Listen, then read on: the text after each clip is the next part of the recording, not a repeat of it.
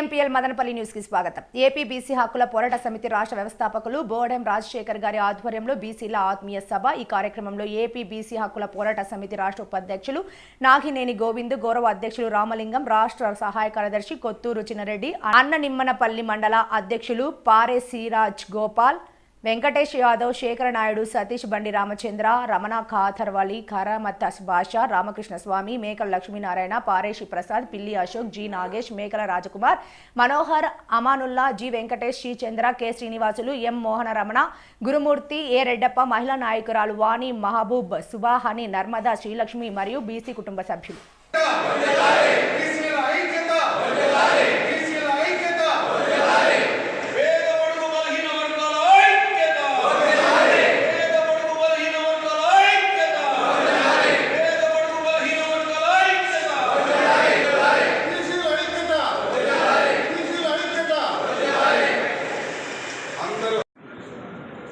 అందరికీ, మదనపల్లి నియోజకవర్గ ప్రజలందరికీ మరియు బీసీ హక్కుల పోరాట సమితి కార్యవర్గ సభ్యులందరికీ పేరు పేరున నేను శిరస్సు ఉంచి నమస్కారాలు తెలియజేస్తున్నాను. ఈరోజు ఏపీ బీసీ హక్కుల పోరాట సమితి కార్యవర్గుల సమావేశం మదనపల్లి పట్టణంలో మేము నిర్వహించడం జరిగింది. ఈ కార్యక్రమం ప్రధాన అంశం ఏంటంటే, ఎన్ని రోజులుగా రాజకీయ పార్టీలు బీసీ బడుగు బలహీన వర్గాల వారిపైన మేము ఎన్నోసార్లు స్టేట్మెంట్ ఇచ్చాం. అయ్యా, బడుగు బలహీన వర్గాల వారు ఎంత శాతం ఉన్నారో, మీరు ఎంత శాతం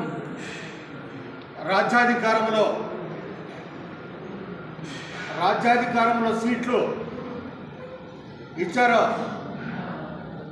కొద్దిగా ఆలోచన చేయాలని చెప్పి మేము ఎన్నోసార్లు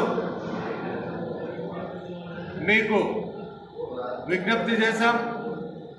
అదేవిధంగా మేము కొన్ని ప్రతిపాదనలు చేశాము.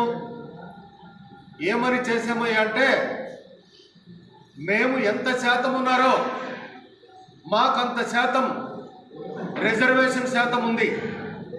అలాంటప్పుడు ఈరోజు రాజ్యాధికారం బడుగు బలహీన వర్గాల వారి పేరు పెట్టుకొని మీరు గద్దెనెక్కుతున్నటువంటి రాజకీయ పార్టీలన్నిటికీ కూడా నేను సూటిగా చెప్తున్నాను. ఎన్నిసార్లు మదనపల్లి నియోజకవర్గం నుండి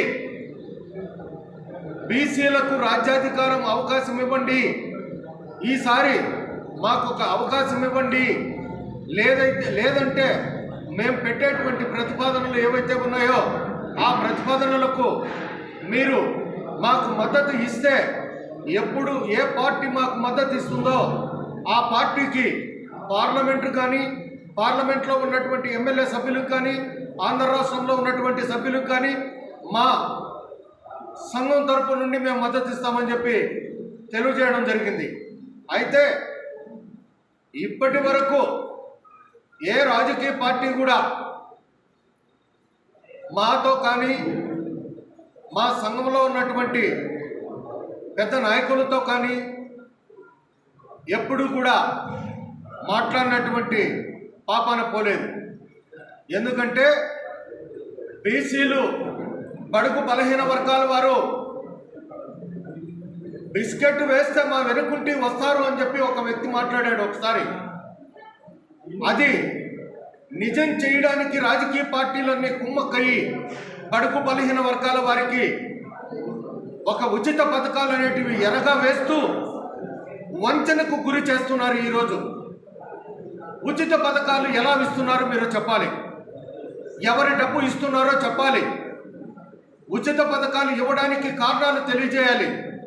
ఉచిత పథకాలు మీరు ఇవ్వాలంటే రాజ్యాధికారం బడుగు బలహీన వర్గాల వారి పేరు పెట్టుకొని మీరు గద్దెనెక్కుతున్నటువంటి రాజకీయ పార్టీలన్నిటికీ కూడా నేను సూటిగా చెప్తున్నాను. ఎన్నిసార్లు మదనపల్లి నియోజకవర్గం నుండి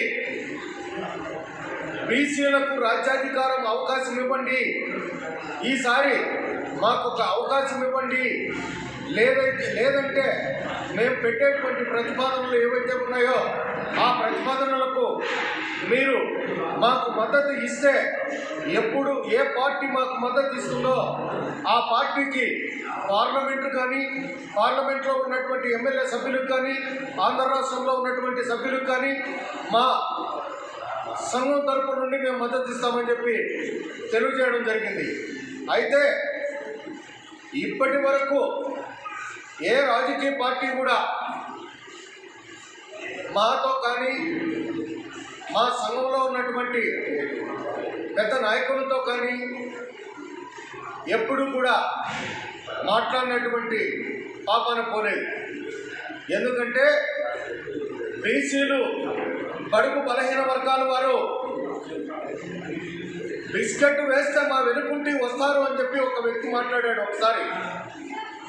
అది నిజం చేయడానికి రాజకీయ పార్టీలన్నీ కుమ్మక్కయ్యి బడుగు బలహీన వర్గాల వారికి ఒక ఉచిత పథకాలు అనేటివి ఎరగా వేస్తూ వంచన నిర్వీర్యం చేస్తూ ఈరోజు ఇక్కడ ఉన్నటువంటి నియోజకవర్గ ప్రజలు దరిదాపుగా 1.5 లక్షల మంది బడుగు బలహీన వర్గాల వారు ఉన్నారు. వాళ్ళందరికీ కుల సంఘాల నాయకులుగా నాయకత్వం వహిస్తూ రాజకీయ పార్టీలకు తొత్తులుగా బతుకుతున్నటువంటి మీలాంటి వారు ఎంత ఉన్నంత వరకు బడుగు బలహీన వర్గాల వారికి రాజ్యాధికారం రాదు. ఎందుకంటే మనలో ఉన్న వాళ్ళు మాత్రమే బ్రోకర్లు తొత్తులుగా బతుకుతున్నారు. కాబట్టి ఇంకా పేదలకు న్యాయం జరగాలంటే జరగదు, జరగపోదు. నా ఒక్కడి వల్ల ఇది ఒక మహా విప్లవంగా తయారు కాబోయే రోజు కూడా దగ్గరలోనే ఉందని చెప్పి ఈ సందర్భంగా తెలియజేస్తూ